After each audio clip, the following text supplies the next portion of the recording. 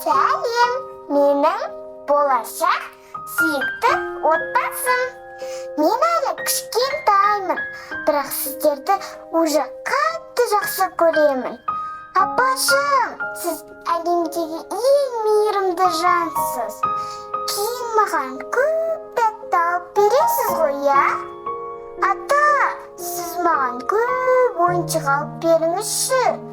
Тек ағай, қалайсыз? Сіз енді менің ағам боласыз. Мені көп жерге қыдыртасыз. Әкешім, анашым, мен сіздерді көруге қатты асығудамын. Ақылды әкешім, сұлу анам болғанына қатты қуаныштымын. Мен сіздерге береке мен бақыт әкеле жатырмын. Сіздермен әлі көріспесем де, ең бақытты сәби мен болатыныма сенімдімін. Маған қамқор болыңыздар. 9 айдан кейін кездескенше.